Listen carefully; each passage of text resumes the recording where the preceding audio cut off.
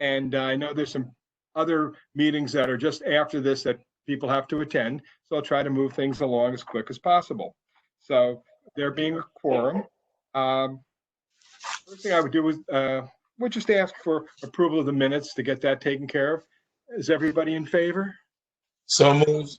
Yes. All being in favor, the minutes are approved. There's no corrections or deletions. Thank you. Now, I think we're going to skip over right to Stephanie and the student handbook. There's going to be some changes, some additions to the handbook, and maybe Stephanie could tell us a little bit about that. You're muted, Stephanie. Stephanie. We need to do the budget report first, or are we okay with me going? I think we're trying to grab everybody while they can stay on the call for the vote. Great. For Okay. the code, yeah. So you should have the student handbook recommended updates for 2021 in front of you. The gray are the proposed highlights. So I'll just walk you through real quick, if that's all right.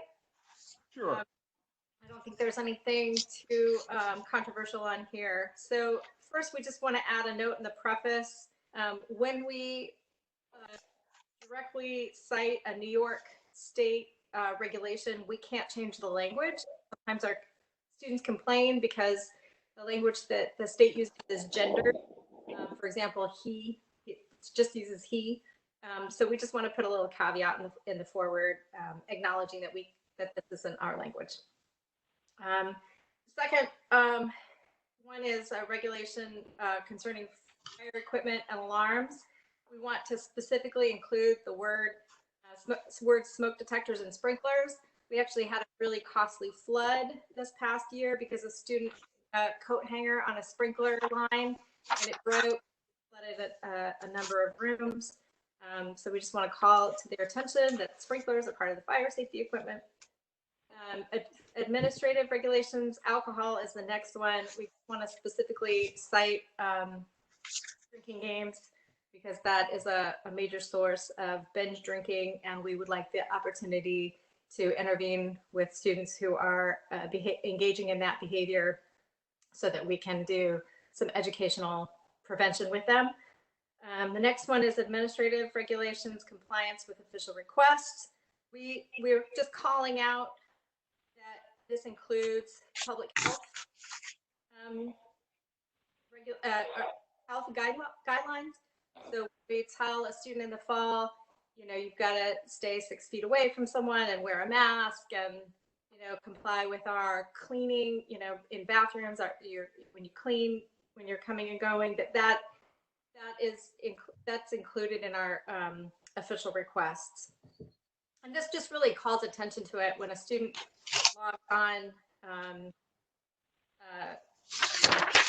any changes we make in the handbook, continuing students have to sign off on. So this will just bring it to their attention that, you know, public health guidelines are included in this. Candles and incense, you know, students love a good loophole. So before we were talking about candles and plugins and things, and so we're really including the word incense and sage bundles here because yes, students will use incense, but it doesn't say it in the handbook. So we just want to make it really clear that we're talking about anything that lights up in your room is not allowed. So adding that. Finally, we're just adding to special conditions for being, if you're suspended and you come back from suspension, you can come back under disciplinary probation. Other SUNYs do this, but this is new to us. And essentially it means when you come back, you're already sort of on our radar. So if you have an incident while you're on disciplinary probation, then it would go to the next level. That's it. Well, they all seem extremely reasonable, and some are reflective of our current times, and they're all appropriate. So does anybody have any comments, suggestions, questions, or discussion regarding these changes? There being none, would somebody make a motion to adopt them? I make the motion. Motion. Go ahead, Ronald. Second. All in Okay. favor? Aye. Aye. So it's passed unanimously. Thank you very much. And in the interest of time, I think we're going to go right to a very brief update of the budget by Michelle. And I'm not a real detailed person, especially about things that I can't do anything about. But for informational purposes, Steph, why don't you give us, excuse me, Michelle, why don't you give us some of the highlight? Where we stand? Yeah, so the answer is I don't really know. And I think as Can everybody else go on mute except Michelle, just so we can hear her? Somebody's typing. Thank you. I think as Don shared with you at the last meeting, before the pandemic hit, I did an estimate of where we were going to end up with the state budget at the end of this year, or my estimates, and we appeared to have a shortfall of about $2.5 million in the state budget that was going to need us to cover with reserves. Since that time, we've been off campus, not spending normal expenses, like we're going to see some savings in utilities, some savings in other supplies and such, but we've also incurred some expenditures due to COVID. So I, don't really have a great feel for exactly where we'll end up with the state budget for the end of the year. But it will be somewhere in the neighborhood, I think, of $2.5 million use of reserves. Can I hear that a little louder? I'm sorry. Can you keep your voice up? Yeah, sorry. So I do think that we're still going to end up somewhere in the neighborhood of about a $2.5 million shortfall for the state budget for this year. That was 6.5 million? 2.5. Okay, thank you. I don't pay attention either, but I am, certain age, hard of hearing, or don't listen. Thank you. So there's been a shortfall, which is kind of was anticipated, notwithstanding the way things were going, correct? Right. In terms of next year, everything is totally obscured by the virus, and one can't really anticipate, but I'm sure you have some type of plan or plans, correct? We're working on a multitude of scenarios. So we'll let you know when we know. Good. And you do a wonderful job. I know it's not easy, but you like challenges. So you get rewarded with challenges one after the other. And I know we'll get through it. Hard work, good planning, and a little luck doesn't hurt either. So thank you very much. Does anybody have any questions? Yes. Has there been an issue with tuition refunds? We aren't refunding any tuition at this point. There is a class action suit against SUNY for tuition, but we have not had any significant requests for that on campus. The refunds that are going out shortly are room, athletic fee, a little bit of parking fees, some course fees. I think that's the substantial, meal plans, obviously, to go with the room, but no tuition. Do we anticipate being open person to person in September? I'll talk briefly about our plans for the fall in my report, Ron. Okay. All right. Thank you. I'm done. Thank you, Ron. Yeah. Okay, so any other questions?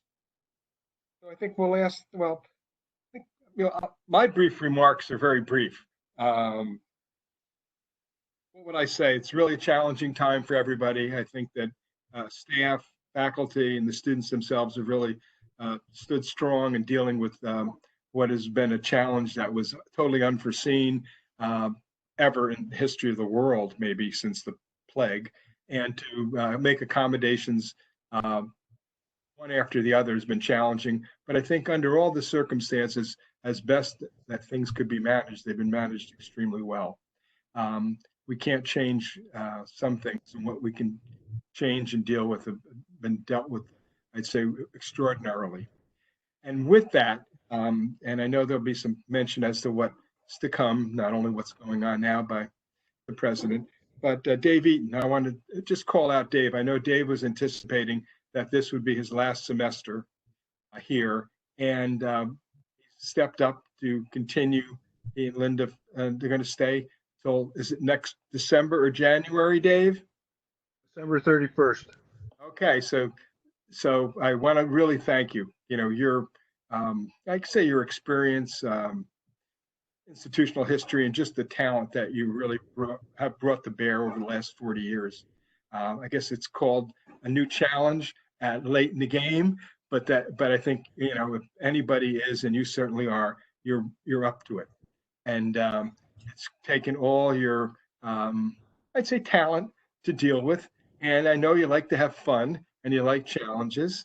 And I know how committed you are to the university. So I just wanted to personally thank you. And as everybody is in your debt for keeping things together in what is a challenging environment for the students, for the parents, and the unknown. And you're managing it very well. But once again, I'd like to thank you for sticking with us and helping us through this time. I mean that. Our pleasure. And I can see why when you have a beautiful day like today.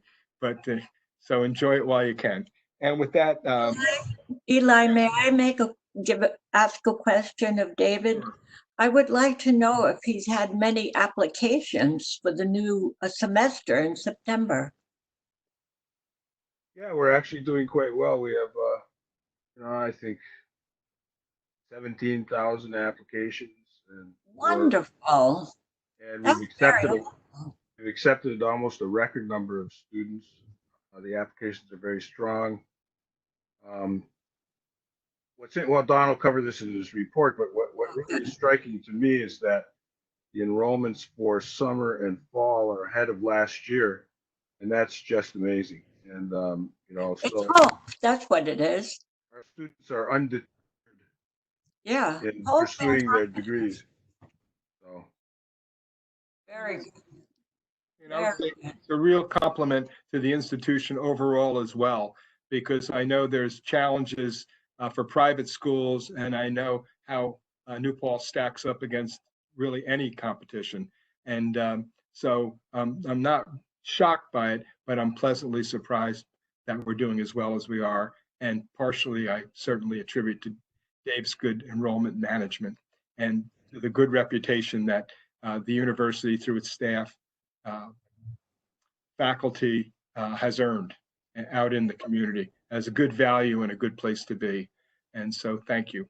Now with that, I'd ask the president to give his report. Good afternoon, everyone. I have several updates.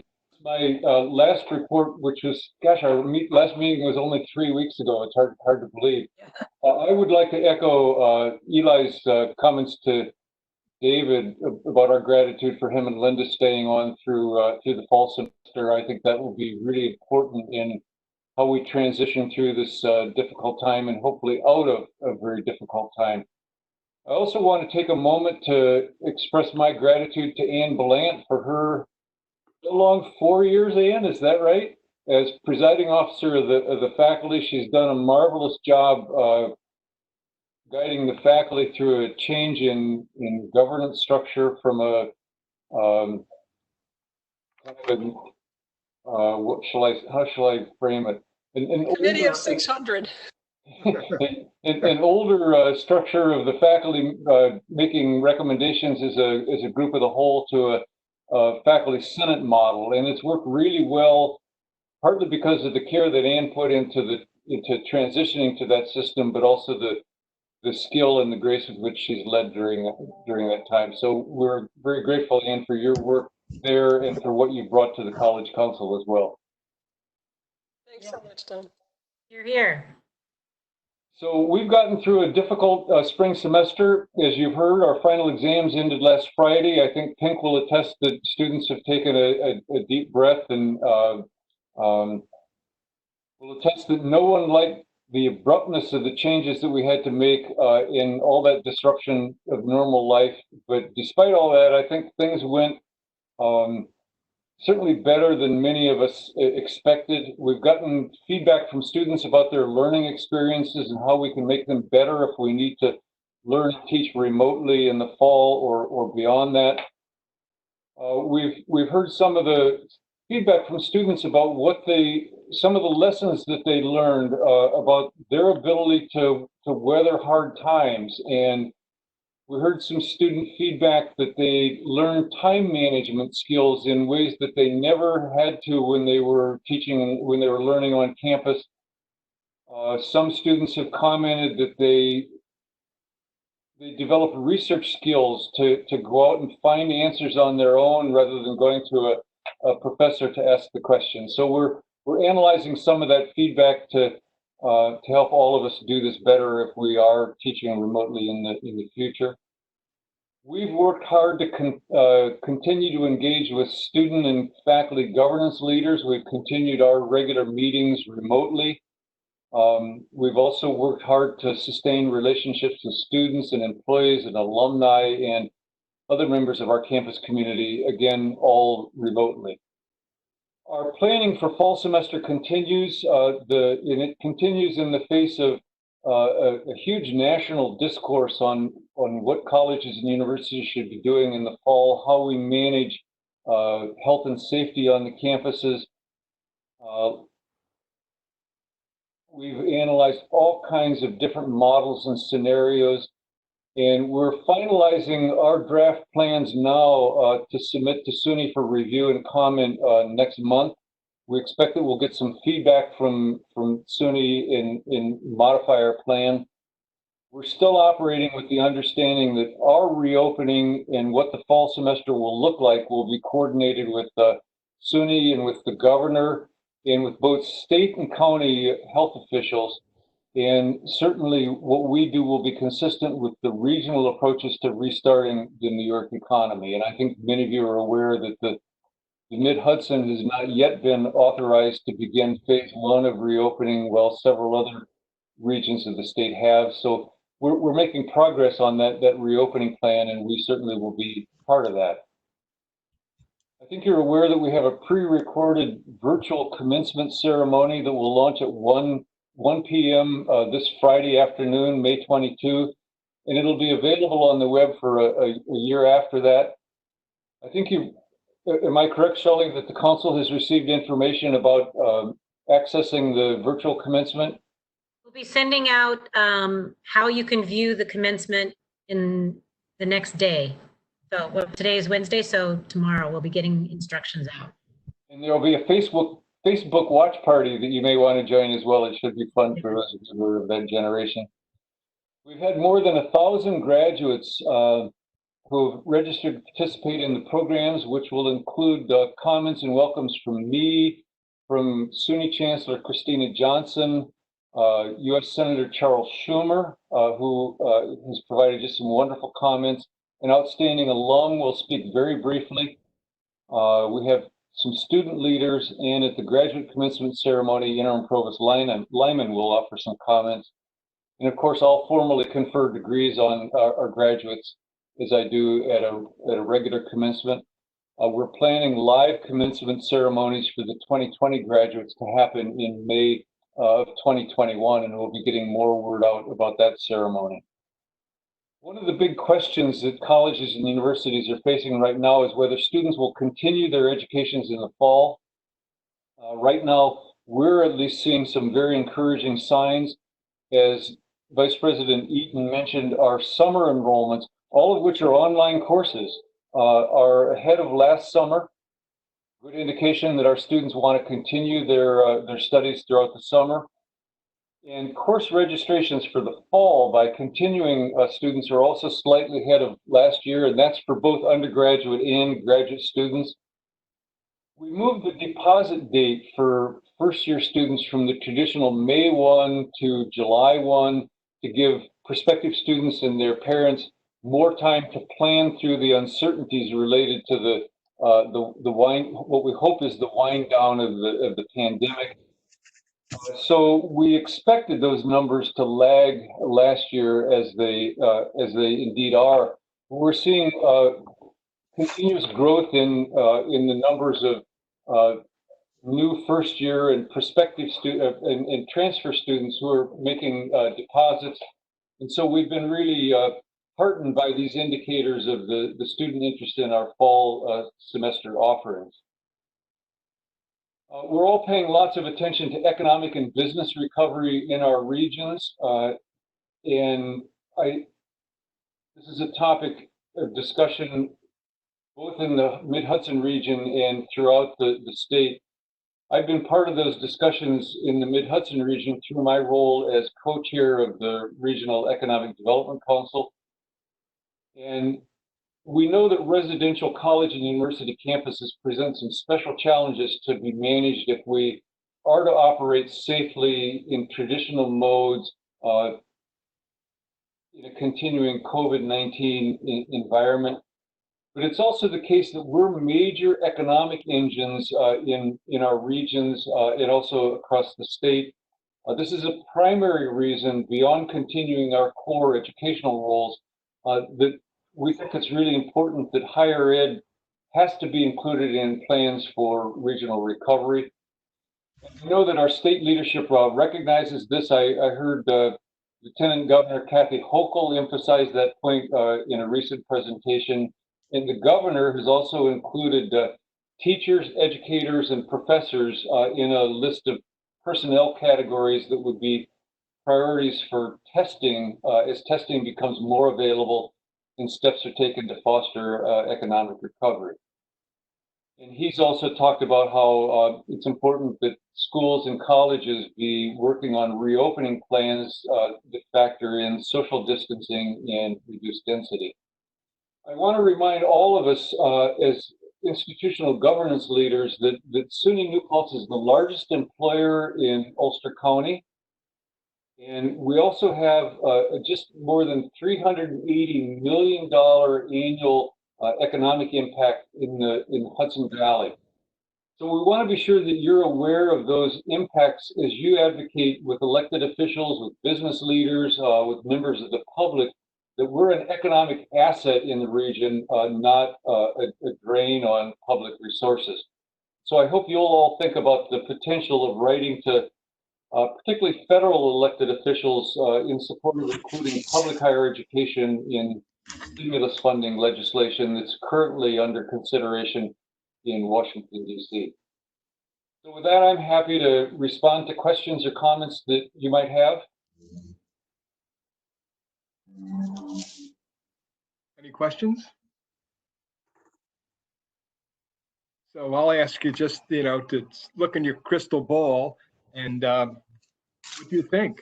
Is the start date in August or may that change?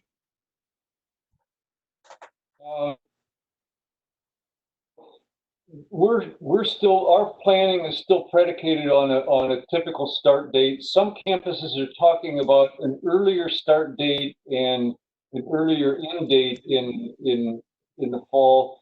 We've been talking about a plan like that, but we've not deviated from our long planned August start date. In terms of the dormitories, and is there reservations that have to come in as to on-campus housing at the August 1 date or something else? Stephanie, can you help me with that one? I know we have about, I think is it 850 or so housing deposits now? Yeah, David might be able to give an exact count, but yeah, something like that. We've already opened our housing portal up for returning students and incoming students as well. Is there any accommodation made for a greater separation this fall than normal? We're doing. Go ahead, Don. You want to answer? My answer was a yes. So we're planning for that. It's still a lot of discussion and debate about what the health guidelines will be around that, and about the kind of behavioral expectations that we put in place for wearing masks, for not gathering in large groups, for more frequent sanitizing of frequently handled surfaces than usual. So I think we're developing plans that will include helping students in the residence halls understand that This will not be like it's been in the past, at least for the foreseeable future. Things like lecture halls and athletic events, is there contingency plans for those as well? Yeah, and athletic events, the NCAA is certainly having its discussions about whether fall sports will happen or not. And student orientation will still happen? Yes, we're working on orientation. It'll be virtual orientation. At least that's our current plan. If things change dramatically for the positive as the summer progresses, we might be able to build in some face-to-face live orientation for first-year students later in the summer. Okay. Okay, any other questions? I might just add, in response to that, the work that's being developed for orientation elements has been really impressive. The material that advisors are putting together, the lessons from other students on getting engaged in campus life, and there may be key take-homes from that virtual orientation that we'll want to include in future summers as a supplement or an addition to our regular traditional orientation programs. So I think that's one example where we've done things during this crisis that have taught us lessons that we can carry forward into the future. Don, has the construction been impacted on the campus at all? Yes, maybe VP Halstead can respond best to that. Yeah, we've seen significant curtailment of our construction projects on campus. All construction related to the residence halls has been put on pause for the summer. We had a major renovation scheduled for a Wasting Hall that's been put off indefinitely because the residence halls, I'm not sure if you're aware, but the residence halls have a different bonding, a different source of funding than the state education, the education buildings. So not having the residence hall revenue from the refunds is impacting our ability to bond in the future. And so all of the residence hall projects are on hiatus until further notice. The other projects that we have going on, we are given a big, what we called a big lump last year in the construction fund budget, which was going to enable us to do multiple projects over this summer. That's been scaled back. I think major projects going on. The Student Union building is one. The lecture center is another. And I'm blanking on the third. We have a roof replacement in the old library that's still happening, but a lot of those upcoming construction fund projects are also put on hold because of bonding at the state level. In addition, there are some concerns that we may see disruption to those projects, even the ones that have been given the green light due to either the virus or to finances going forward. Just out of curiosity, do you have a capacity to do emergency repairs? Yes. There's always the capacity to do emergency repairs, and depending on the magnitude of the repair, some of those things can be done in-house and some are contracted out. Okay, thank you. Maybe worth adding, one of the other projects that's underway is a long-needed repair and replacement of the roof on the Student Union building. I think that one's still going, isn't it, Michelle? Yeah, that was the one. That was one of the ones I mentioned. Yeah, and renovation of new space for the Scholars Mentorship Program, which we're also really excited about. Okay. Why, thank you. Is there any new business? Good. What would I say? I would say that, Anne, it was fun to have you on for 4 years. we'll miss you, but I'm sure I'll see you around. I want to thank you for your participation. You've represented your faculty very well. I know sometimes you just look at it as the complaint department, that people usually don't compliment you, but they have plenty of things to tell you about. But I want you to know that from my perspective and from the council's perspective, your service has been wonderful, and we thank you for it. And I hope you are seen not in the role as anything controversial, but in anything which is pleasant, that you are certainly always welcome to the meetings, even though you won't represent the faculty per se any longer. So I look forward to seeing you again and again. And with that, it's going to be a summer, and one won't know what's going to be happening in the fall, but I'm sure that with the administration that we have, that we will get through the summer well, and there'll be a plan for the fall. And I'm interested to see how this unfolds. It's unguided in terms of what's going to be, but we have really good guides to get us through. So thank you very much. Anything I can do, I'm there. I always recognize what a value that the institution has in Hudson Valley. I always mention to political leaders that I know how vital we are from an economic standpoint, not only in the future in educating our students and people here in the Hudson Valley, but what a cultural institution it is here, as well as an economic engine, not only now, but in the future. And so I want to thank you for coming to the meeting, and I'll see you in the fall. And hopefully we'll be on campus, maybe at 6-foot intervals. We hope so. Thank you for those kind words and for your great support. We appreciate it. Does Eleanor have a question, maybe? Eleanor, you're on mute, Eleanor. We can't hear You're you. on mute. There she is. Okay, I've been listening and commenting, but I want to thank Eli. He's been very good and wise. And I'm very positive things will go well. I have such a good feeling that we'll come out of this in a very positive way. Thank you. Thank you, Eleanor. And with that, I would say, everybody, please stay safe, enjoy your summer, and we'll see you in the fall. Now, is there a motion to adjourn? I motion to adjourn. I second. Thank you all for your attendance, and have a good summer. A nice. Thank you, everyone. Bye. Take care. Thank you, Bye-bye. Eli. Bye.